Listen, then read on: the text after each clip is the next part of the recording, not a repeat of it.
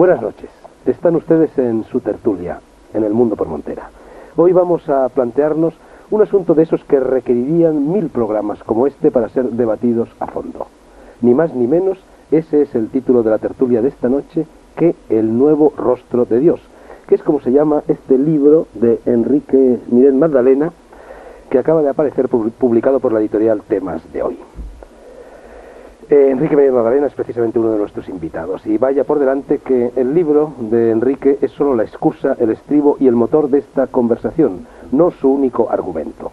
La religión y, en consecuencia, la identidad de Dios y sus atributos se están convirtiendo, contra pronóstico, en uno de los grandes temas de nuestra época, como diría Ortega, quizá en el mayor tema de nuestra época. Por una parte, los recientes acontecimientos en los llamados países del Este no se hubieran producido, creo yo, sin el acicate de la religión cristiana en general y del Papa Wojtyła en particular.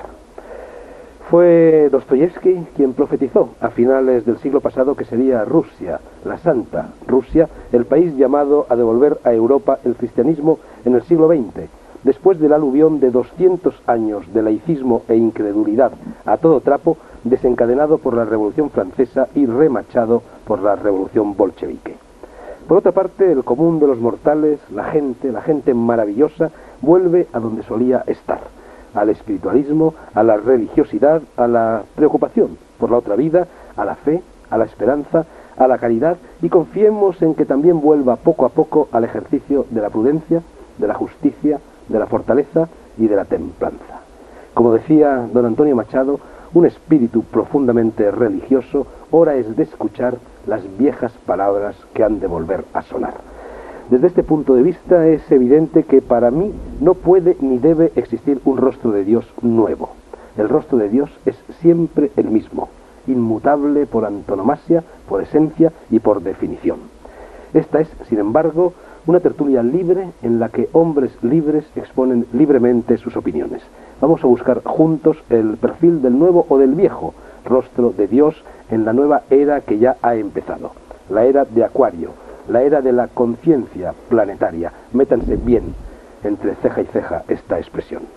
Y curándome en salud respecto a esa libertad de mis contertulios y teniendo en cuenta que yo hablaré muy poco en el transcurso de la tertulia, me importa aclarar que soy cristiano, que creo en Dios Padre, en el Hijo de Dios y en el Espíritu Santo, que respeto y acato los mandamientos de la Santa Madre Iglesia, en los que no veo ningún menoscabo de mi libertad, sino todo lo contrario, y que, sin dejar de ser cristiano por encima de todo, soy también budista, hinduista, taoísta, animista y musulmán.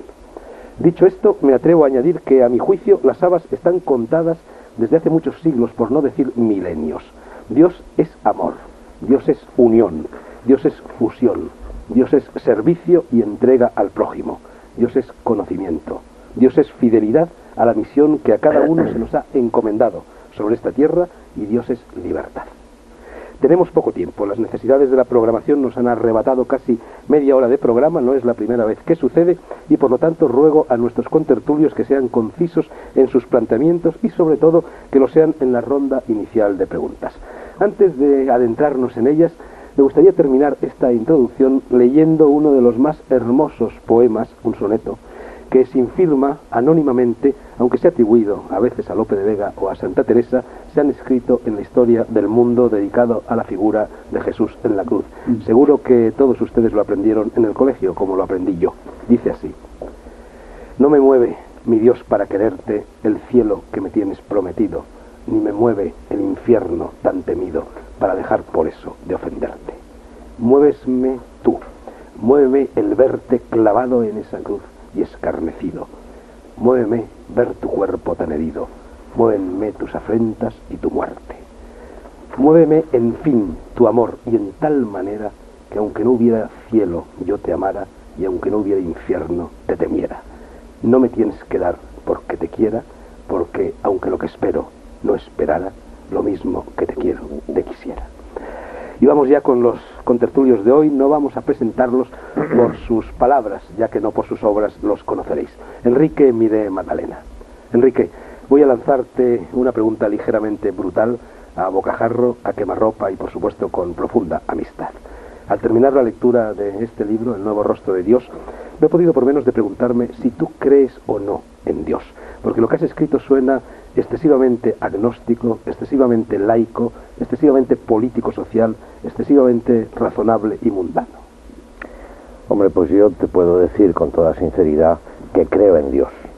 Que creo en Dios como han creído todos los que han sido fundadores de los grupos religiosos, de las religiones, y como han sido sus seguidores realmente, unos convencidos de este Dios que es infinito, que es el absoluto, y que por lo tanto, y ahí está la dificultad, no podemos abarcarle con nuestras palabras, ni con nuestros conceptos, ni con nuestros pensamientos. Por eso es por lo que yo pienso que hay un nuevo rostro de Dios, porque en cada momento de la historia, en cada personaje, existe ese nuevo rostro de Dios, porque, como he dicho antes, no se puede abarcar de ninguna manera. Ahora, tú dices que demasiado laico. No, yo pienso todo lo contrario. Pienso que precisamente el mundo es el que revela a Dios. En el mundo está lo divino, y está en todas las cosas. Yo siempre me acuerdo de una anécdota que cuenta Heidegger, que dice que unos sabios orientales oyeron hablar de Heráclito y le iban buscando. Por fin llegaron a la ciudad donde estaba Heráclito y preguntaron allí, ¿dónde está Heráclito?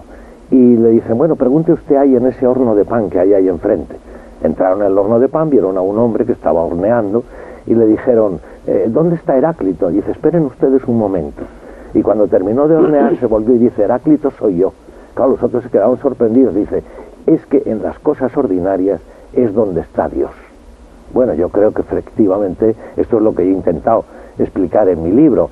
Cuando dices tú lo del agnosticismo, es que a mí me parece que los agnósticos nos dan también un mensaje a los creyentes, como lo dieron los místicos, porque yo los veo a los agnósticos muy cerca de los místicos. Los místicos son los que no se atrevían nunca a definir a Dios. Lo vemos ya en el Oriente y lo vemos en Occidente. Bueno, Nicolás de Cusa, al que tú citas en el libro, daba una definición muy bonita, por cierto, que no es nueva sino vieja, pero que tú la recoges. Decía, Dios es una esfera infinita cuyo centro está en todas partes y la circunferencia en ninguna. Sí, pero ¿cómo nos podemos imaginar eso? No nos lo podemos imaginar, evidentemente, ¿no? Bueno, vamos a ver si entre todos lo imaginamos. Sí. El padre Díez Alegría, un comentario sobre lo que acabamos de oír a pie de obra. Bueno, lo del nuevo rostro de Dios, pues es un título un poco imaginativo, que no significa que Dios cambie, sino, como dice él, que nosotros con muchísima facilidad deformamos el rostro de Dios y nos hacemos un ídolo, de tal manera que el gran peligro no está en el ateísmo, sino más bien en la idolatría, es decir, en hacernos un ídolo, interpretar a Dios de tal manera que sea lo contrario de lo que parece que es o puede ser Dios, ¿verdad? Eso es el nuevo rostro de Dios. Y luego, pues efectivamente, lo que él dice, claro, es un poco optimista, Enrique, ¿no? Es decir, ahí se echaron muchos contra el gran teólogo Karl Rahner, porque decía que todo hombre, mujer, hombre, todo ser humano profundamente bueno y que ama a su prójimo es un cristiano anónimo, ¿verdad? Y entonces algunos se echaban encima diciendo, este señor quiere hacernos cristianos a la fuerza, ¿verdad? Pues algo así. Enrique, pues es demasiado optimista en el sentido de poner en todo agnosticismo una especie de pozo profundo de religiosidad. Yo creo que así como hay creyentes y creyentes, cristianos y cristianos, pues hay agnósticos y agnósticos. Pero es verdad, y esto creo que lo dice la fenomenología religiosa, ¿verdad?, que la fe empieza por una experiencia preconceptual,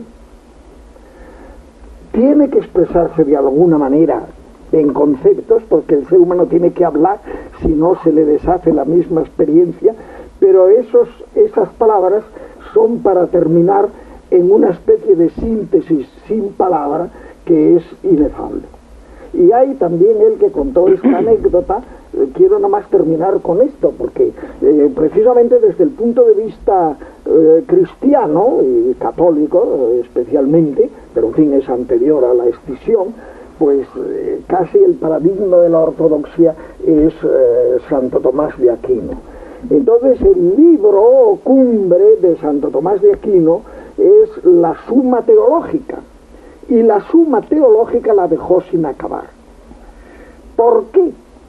Pues bueno, pero hay una especie de leyenda que debe tener algo de verdad, que es que Tomás de Aquino, al mismo tiempo que era un gran especulativo, un poco excesivo, como eran aquellos medievales, que tenían una especie de virtuosismo especulativo, era a su vez un gran contemplativo. Y entonces parece que a medida que iba avanzando en la contemplación, le parecía más deleznable todo lo que había podido especular, y dejó sin terminar. De modo que en ese sentido interpreto yo el libro, que por otra parte es un libro de una lectura muy fácil, es un libro lleno de referencias, es un libro muy claro, y desde luego es un libro de un creyente. ¿Sí? Quizá le falta un poco de sentido del humor cuando se refiere siempre a la educación que nos dieron a nosotros. Va diciendo, y esto no es como la educación. Bueno, pues yo, aun la educación que me dieron, tomándomela con humor, me ha servido. Al fin y al cabo, aquí estamos todos y todos recibimos viendo un rostro de esa educación. No todos. Yo nunca fui a un colegio de curas y por lo tanto no les tengo manía. Es igual, daban la misma educación en todas partes, incluso los que no eran de curas. Padre Llanos, desde lo alto de esas canas, 84 años. 84 nos contemplan. Es más nítido el perfil de Dios visto desde la perspectiva de la ancianidad. Pues mira, el libro realmente si está dirigido como profecía al tercer hombre del cual habla él, el tercer hombre, pues está dirigido a alguien que no ha nacido todavía. Algunos, una minoría, podemos ser el segundo hombre, pero la inmensa mayoría de los cristianos son aún todavía el primer hombre. Y a esos puede ser que los hayas desconcertado. No creo que te hayan excomulgado, pues desconcertar, sí. Porque sueltas de vez en cuando sueltas cosas que después no analizas, que pueden ser como puyazos muy fuertes. Por ejemplo, uno de los que más me llamó la atención, cuando trayendo al cuento en la Santísima Trinidad, la palabra persona, que viene de los griegos, no nos cuadra demasiado, llegas a decir que Jesús fue un hombre donde se manifiesta Dios. No es más que eso, realmente ahí es negar la encarnación, y eso es muy serio. Un hombre donde se manifiesta Dios también fue San Juan de la Cruz, Santa Teresa, tantos hombres.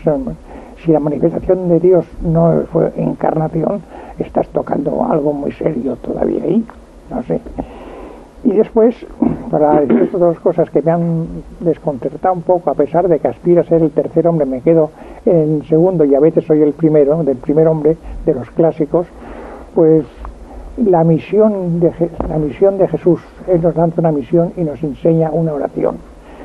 En la misión de Jesús predicar la buena nueva, no sé en qué queda la buena nueva, en el nuevo rostro de Dios, donde queda la buena nueva. No hay salvación, no queda claro, por lo menos yo no lo vi claro. Y sobre todo en la oración. Tú insistes mucho y con razón en darle un enorme valor a todo el orientalismo y la oración intimista. Pero es el caso que Jesús no nos enseñó ningún intimismo orante. De sus enseñanzas nos queda de su piedad el Padre Nuestro y la Eucaristía.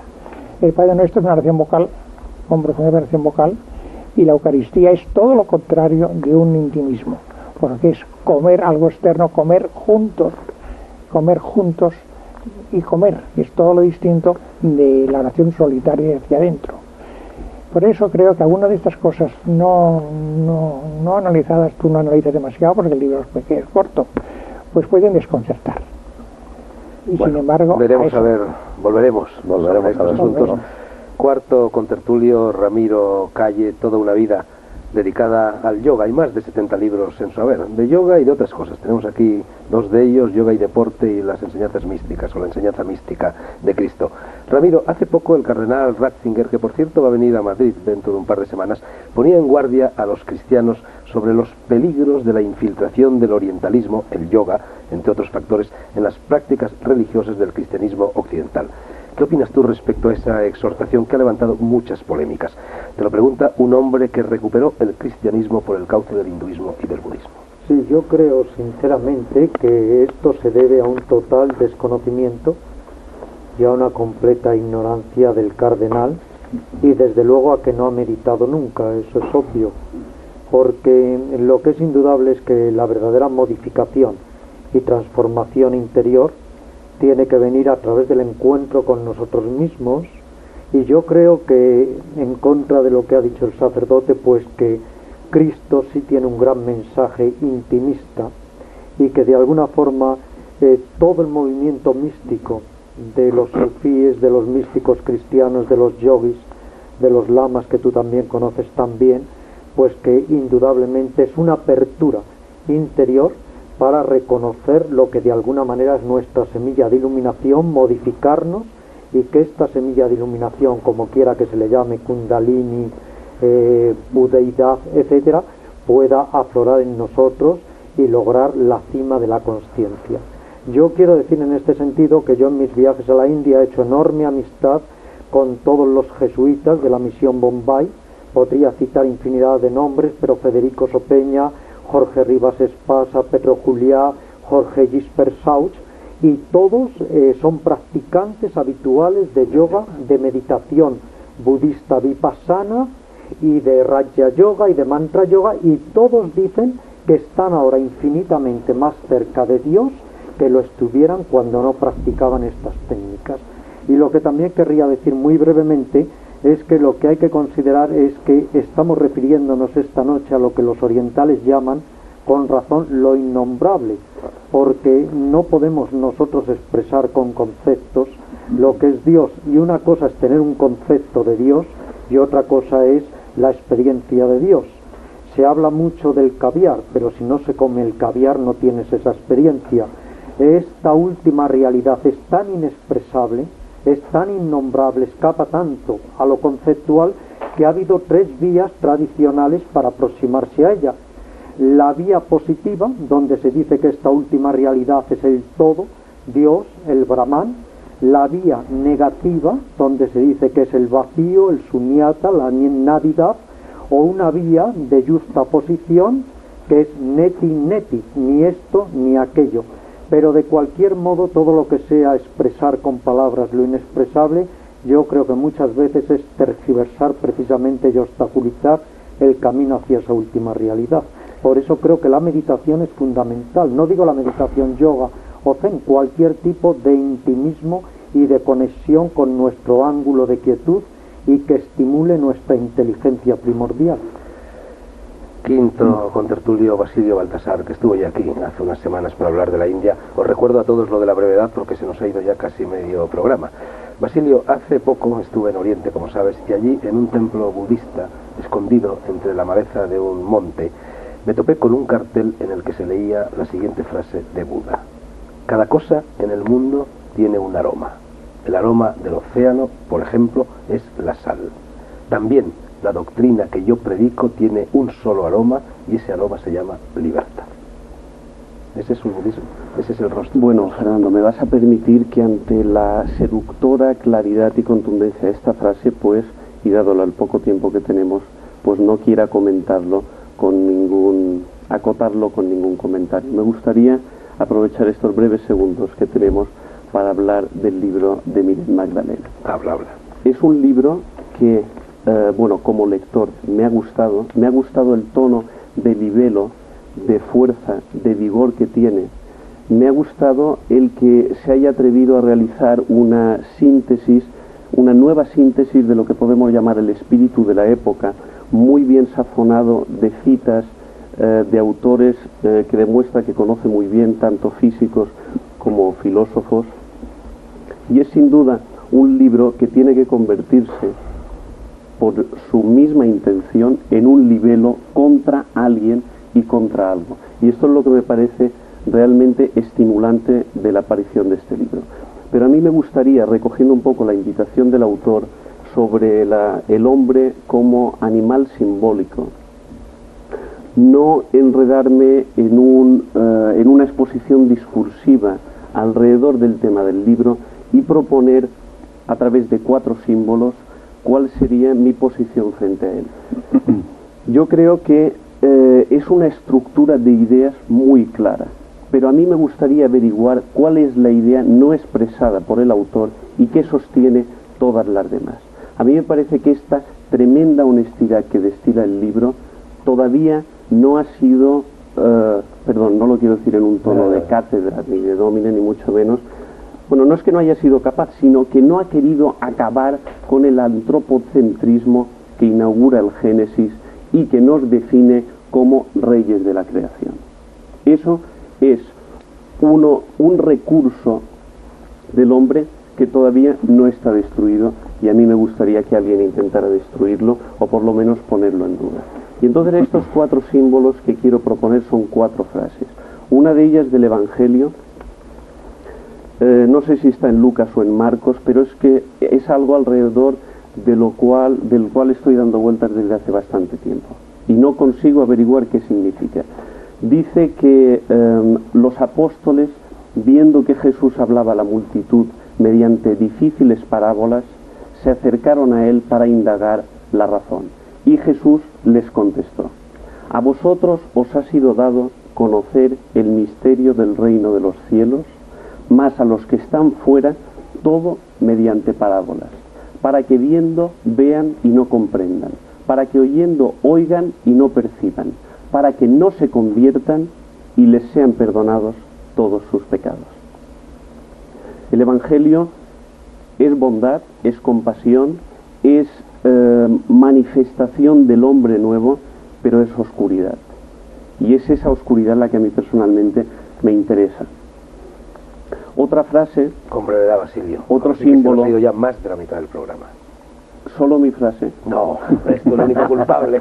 Perdón, entonces, una frase de Wittgenstein, que escribe en las trincheras cuando era combatiente en la Primera Guerra Mundial, que dice: el miedo a la muerte es el mejor signo de una vida falsa. Yo creo que ese lugar impenetrable que es la muerte es el gran sostén de la religión, y lo propongo para el debate. Y luego simplemente una cita taoísta de Chuang Tzu que dice: me parece a mí que al mundo le iría mejor si se dejara en paz a los bandidos y se diera duro a los santos. Bueno, Félix Gracia, Félix, te voy a gastar una pequeña faena, voy a revelar una interioridad. Tú, después de leer el libro de Miret Magdalena, sin acritud, pero con firmeza, me dijiste que te había parecido una obra separadora, casi diabólica. Me gustaría que, sin acritud, pero con firmeza, explicarás los fundamentos de esta opinión. Y antes de que contestes, para quitarle hierro a la pregunta, voy a leerte unos párrafos incluidos por Miret Magdalena en la última página de su libro. El gran personaje religioso que fue Francisco de Asís descubrió que las cosas, los animales y los hombres eran hermanos, no estaban separados. Todo era uno, como había enseñado la filosofía venida de Oriente desde antes de Jesucristo. El Vedanta afirma que el Atman es Brahman, que la realidad exterior y la interior están unidas, aunque no lo veamos a simple vista. Que yo soy eso y que eso es yo mismo. Es el no dualismo, todo es uno. La realidad es una, aunque le demos distintos nombres, como dice el Rig Veda. ¿Qué se deduce de todo esto?, pregunta Enrique Miret. Que nuestra actitud más profunda debe ser una actitud cosmocéntrica, no antropocéntrica, porque todo es relación, que debemos unirnos a todo lo que nos rodea, sentirnos uno con todas las cosas, y así recibiremos la fuerza positiva que ellas tienen, lo que nos hará más positivos y más felices, ayudándonos a resolver mejor nuestros problemas. Hombre, yo he dicho que el libro, que lo he leído además con mucho interés, y hasta la última palabra, Enrique, todo el libro completo, he dicho que me parece diabólico, utilizando el término en su sentido etimológico, evidentemente. Y diabólico significa separar o separativo, en el sentido de que el libro me parece un tanto disperso. Y quizá me ha parecido más disperso porque la idea que yo tengo de ti es de un hombre mucho más coherente que el grado de coherencia que expresa el libro. Por eso digo que me parece diabólico. Y eso, en mi opinión, se respira ese diabolismo, esa fragmentación, esa dispersión, esa especie de disparo que haces con cartucho ante un tema tan puntual, un tema tan importante. Me parece un disparo disperso. Eso se percibe a lo largo del libro y de una manera particular se encuentra en una de las 8 recomendaciones, en uno de los 8 postulados en los que tú afirmas que descansará la nueva religión. Y ese postulado al que me refiero, no sé si es el número 3 o el número 4, habla de la pluralidad de las religiones. Naturalmente, si hablamos de pluralidad, no estamos hablando de la auténtica esencia de lo que ahora se está respirando, de lo que yo percibo igualmente en la gente, en mí mismo y en la gente. No es el concepto de ese Dios, no tiene que ver, en mi opinión, con la pluralidad, sino con la confluencia, con la unidad, con encontrar no todo aquello que nos separa, sino precisamente todo aquello que nos une a los demás. Y en ese sentido me ha parecido separativo y diabólico, pero que lo digo, repito otra vez, en su sentido etimológico. Por lo demás, quiero decir que sí que estoy de acuerdo con Enrique en que efectivamente está surgiendo, está emergiendo un nuevo rostro de Dios, entendiendo por rostro de Dios no el sentido antropomórfico del término, sino un nuevo concepto de la divinidad. Ahí sí que estoy de acuerdo y espero que tengamos oportunidad de poder matizar cuáles son los puntos sobre los que se puede sostener esa nueva percepción de lo divino. Bueno, yo creo, Enrique, que la palabra te corresponde. Sí. Tenéis 20 minutos, digo tenéis, no tienes 20 Bueno, yo voy a intentar ser muy breve, muy concreto. Voy a empezar por el final, por tu intervención. Mira, es que yo creo que lo malo que tenemos aquí en Occidente es que tenemos una lógica que ha fracasado rotundamente en todos los terrenos. Yo me muevo también en el terreno de la nueva física y ahí se ve bien claro que la lógica que nos enseñaron, que es la lógica que está latente en muchas de nuestras culturas y sobre todo en la religión cristiano-católica y su teología. Es una lógica que ya no sirve y que no puede servir, porque hace falta una lógica que sea complementaria, que sea incluyente, que sea dialéctica, y la lógica que nos enseñaron no es así. Entonces mi libro lo que intenta, cuando hablo de la pluralidad y de tantas cosas dispersas que tú ves en él, es para que se comprenda perfectamente que tenemos que hacer una cosa como hacen los Koan, por ejemplo, ¿verdad? Que es que tenemos que destruir justamente esa lógica que nos está pesando y que no nos permite de ninguna manera acercarnos a la profunda realidad. Es lo que llamas la teología negativa de Oriente. Bueno, eso sería un aspecto, claro, efectivamente, un aspecto. Y entonces yo pienso que justamente Dios es la unidad de todos los contrarios. Por eso en mi libro hay muchas cosas que parecen contrarias entre sí, porque intento producir este efecto en la mentalidad de los lectores con el fin de que a ver si yo les ayudo un poco a romper con esa lógica que me parece que es tremenda. Y hablando de la teología, puesto que aquí ha salido el tema de la teología, pienso que esta teología occidental, doy una opinión discutible, como todas las opiniones, por supuesto, y más las mías, pero yo pienso, como Teilhard de Chardin, que cuando le decían que qué pensaba de la teología moderna, actual, ¿verdad?, decía que estaba todavía en el neolítico, y yo sinceramente pienso eso, que la teología occidental está en el neolítico, aún la más progresista. Por eso le pido yo que se acerque un poco al Oriente, a ver si allí se le limpia un poco la cabeza, se le lava el cerebro y entonces empieza a pensar de otra manera y a acercarse a la realidad de otra manera, a través de la experiencia y no solo a través de los conceptos, que parece que eso es una idea que la tenemos metida dentro de nosotros mismos. Y me parece interesante, también entre las cosas que se han dicho aquí, es el tema del intimismo. Esto es muy importante. A mí me sorprende que haya cristianos y católicos que tengan cierta, yo diría, alergia contra el intimismo. Pero si precisamente la religión cristiana es la religión que viene a descubrir el intimismo. Esto lo han dicho hasta los agnósticos del siglo pasado y de este siglo. Lo dijo, por ejemplo, Guizot, y lo dijo Hegel, y lo ha dicho Ortega y Gasset incluso. Y es curioso que los cristianos no nos demos cuenta de eso. Yo, en un curso que di en el Instituto Superior de Pastoral, que estuve 5 años dando cursos allí, me sorprendió que los sacerdotes que eran mis alumnos justamente era lo que no encontraban en el cristianismo. Pues eso es una de las cosas más importantes del cristianismo, porque la intimidad no supone de ninguna manera una especie de enclaustramiento en uno mismo, sino todo lo contrario. La intimidad es lo que produce el desarrollo de nuestras fuerzas constructivas para poder transformar el mundo. Y hay un ejemplo histórico interesantísimo en el Oriente, que es el emperador Asoka. El emperador Asoka, antes de Jesucristo, antes era un rey, como todos saben, cruel, ¿verdad?, tremendo, ¿verdad?, se convierte al budismo y entonces cambia totalmente su actitud y hace un desarrollo increíble, social y político de la India.